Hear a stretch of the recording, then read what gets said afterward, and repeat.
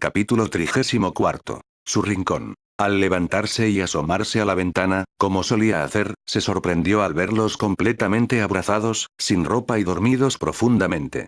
Una expresión de alivio brotó del fondo de su alma, mientras sonreía, tomaba una sábana limpia del armario, salía al pórtico y cubría sus cuerpos. Luego bajó al comedor y el servicio de inmediato le preparó los primeros alimentos del día.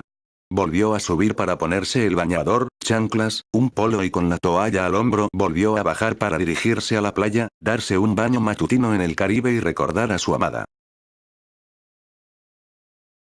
Cuando la pareja despertó, sus miradas eran de asombro. Comenzaron a recapitular, cayendo en la cuenta que alguien había cubierto sus cuerpos. Entraron en la habitación, se dieron un baño juntos y vestidos bajaron a desayunar justo cuando Julián regresaba del chapuzón. Los saludó y cuando se disponía a subir para darse una ducha, Andrea, que se había levantado de la mesa, se acercó abrazándose a su maestro mientras le plasmaba 2 besos y le susurraba al oído. «Eres un cielo». «Gracias». Él se limitó a sonreír y prosiguió su destino, la ducha. La partida llegó, la familia de Greet ya había desalojado prácticamente toda la casa, muchos de sus enseres los habían enviado a su país por barco y ahora les tocaba a ellos regresar. Algo de nostalgia quedaba en aquellos extranjeros, pero, aunque la propiedad ya no les pertenecía, quedaba en manos de un familiar. Julián. Pues aunque oficialmente no lo era, lo consideraban como tal. Y así se lo hizo sentir él a esos holandeses. La relación entre Greet y Andrea aportó serenidad, sosiego, paz y una gran felicidad. Adoraba a la joven y esa tensión vivida por el interés fuera de los cauces normales le preocupaba. En primer lugar por ella, no quería tomar decisiones o actuaciones que le pudieran dañar, pero también se cuidó siempre de crear falsas esperanzas. No tenía pies ni cabeza una relación entre 2 personas de 2 generaciones tan lejanas en edades.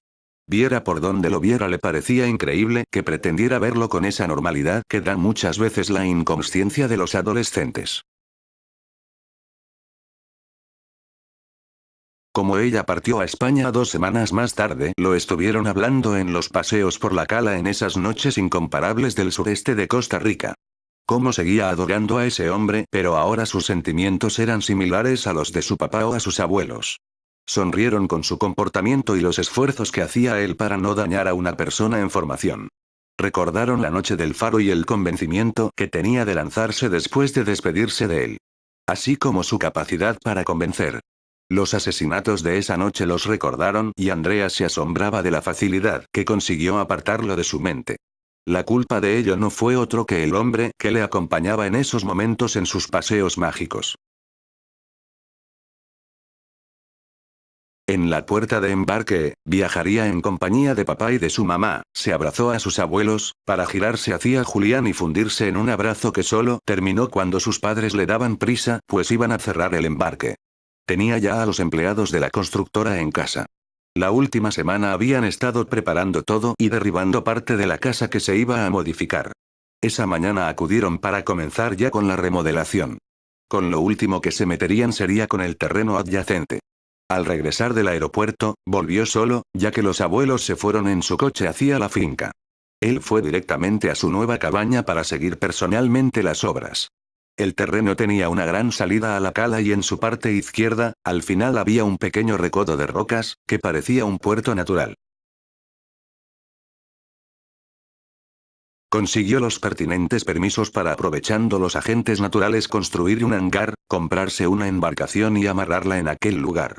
Tuvo varios inconvenientes, pero por fin logró su objetivo prácticamente cuando terminaban la casa y sus alrededores, incluida la piscina cubierta. Pero estaba inmersa en la selva y había respetado hasta límites exagerados el entorno, que ni su casa ni la piscina se podían ver hasta que estabas dentro del espacio donde se ubicaba la edificación. Lo primero que estrenó fue su rincón, ese dúplex a partir de la primera planta que constituía sus dominios. Su habitación y un baño en esa primera planta de la torre, segundo de la vivienda.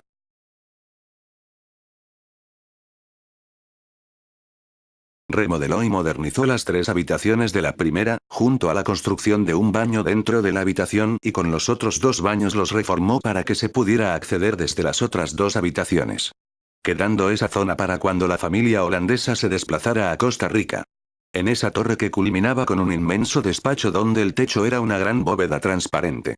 Disponía de un mecanismo electrónico que desplazaba unas láminas en forma de hojas de alcachofa que se deslizaban de abajo arriba, permitiendo varias posiciones de cierre hasta llegar, si se deseaba, a la oscuridad completa del despacho. De las paredes pendía todo el legado de ella. Los había enmarcado y colocado abarcando las paredes del despacho. Su herencia entregada en el palacete se exponía en su rincón.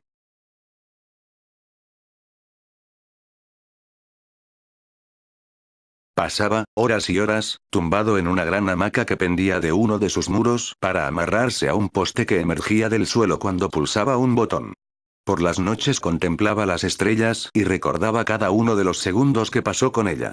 Durante una semana no se le vio el pelo, ni por la cabaña de Andrea ni por la finca, ni siquiera se dejó ver por el pueblo.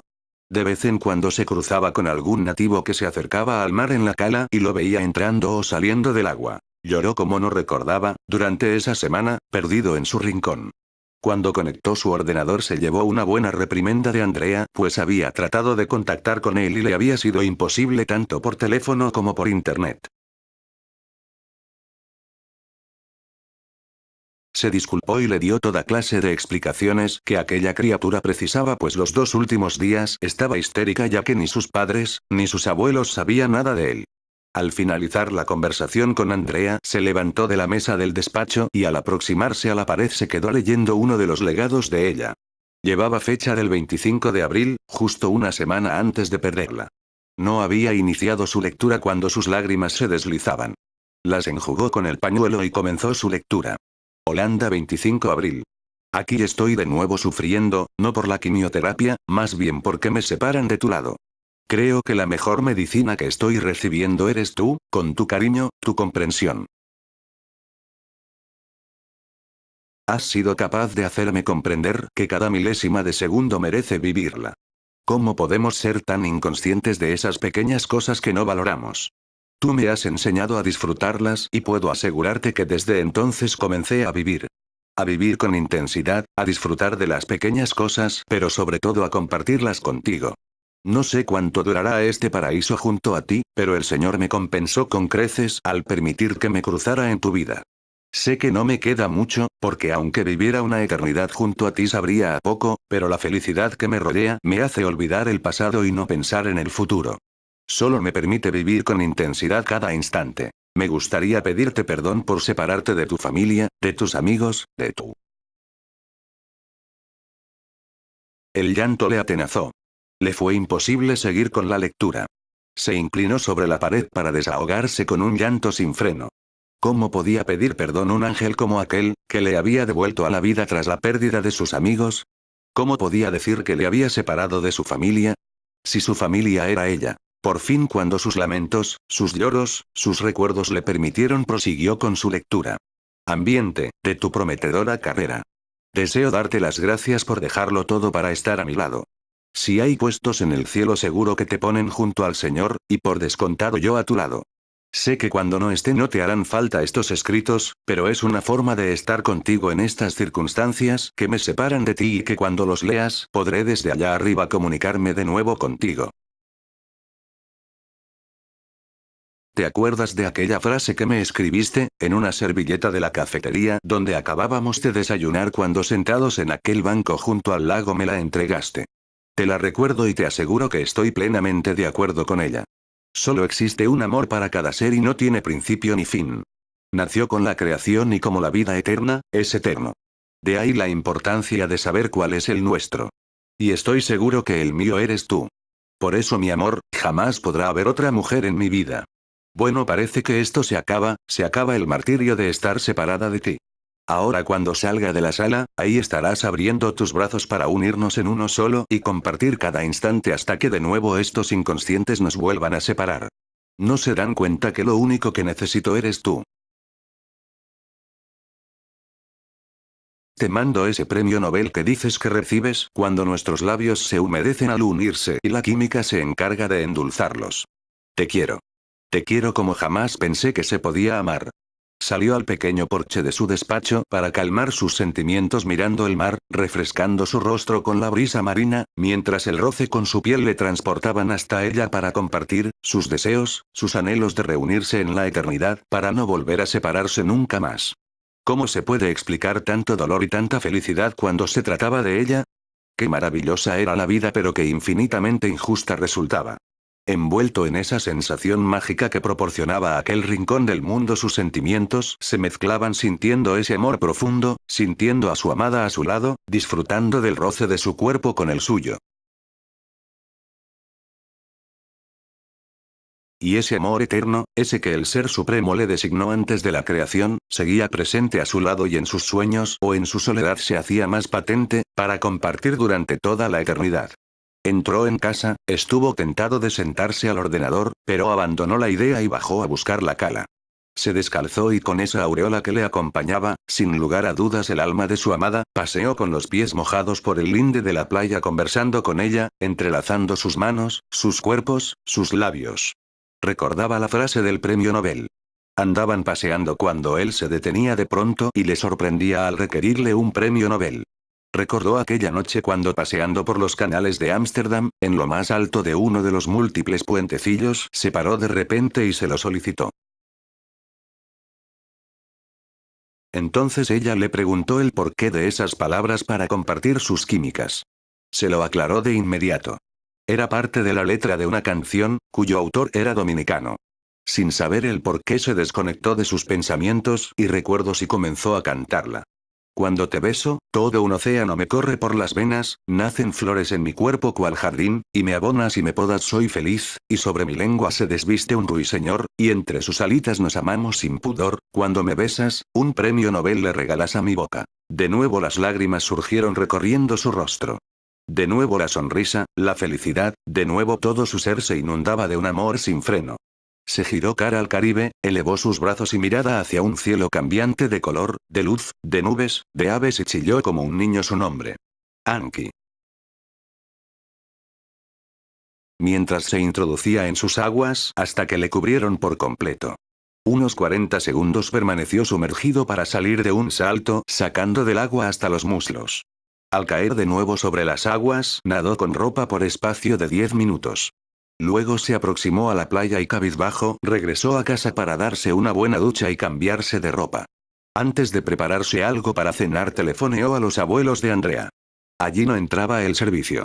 Personalmente hacía la limpieza de los espacios que ocupaba y cuando algún familiar holandés se dejaba caer por allí contrataba personal para el tiempo que estuvieran. Pero su rincón nadie entraba, era su santuario, su templo que solo compartía con ella. Cenó muy ligero y subió a la bóveda para enganchar la hamaca y tumbarse a contemplar el firmamento. Tuvo suerte pues era una noche completamente estrellada y sin luna, lo que le permitió recrearse con todos esos puntitos de luz. Él ya había designado a una, con el nombre de ella, y la contemplaba, hablaba, veneraba, mimaba, siempre que se tumbaba en aquel artilugio colgante. Ese sábado había invitado a Maureen, Roberto y 4 amigos a realizar una visita turística con la embarcación que se compró. La tarde-noche anterior Roberto por encargo de Julián se desplazó a Limón para traer combustible a la embarcación. En ocasiones le pidieron que construyera un depósito allí pero él no estaba por la labor. Normalmente utilizaba las velas, pero cuando la mar andaba brava o con poco viento conectaba los motores y se desplazaba con la atracción mecánica. Partieron temprano, la buena mar les acompañó por lo que decidieron desplegar las velas y desplazarse hacia el archipiélago de Bocas de Toro. Se encontraron con Manzanillo, Gandoca, Puerta Aventura, entraron por el canal de Changuinola, hasta Sorota y de ahí a Bocas de Drago ya en el archipiélago. Navegaron por infinidad de islas de una belleza plástica inigualable y comieron en el restaurante de Drago Beach, para bañarse en la playa o tumbarse a dormir una siesta. Luego antes de caer la tarde regresaron a la cala para amarrar la barca e ir a cenar todos a la finca de los abuelos pues habían quedado con ellos. El abuelo se alegró de verlo pues hacía más de una semana que no sabía nada de aquel perdido español. Mantuvieron una grata sobremesa para algo más tarde retirarse a sus casas a descansar.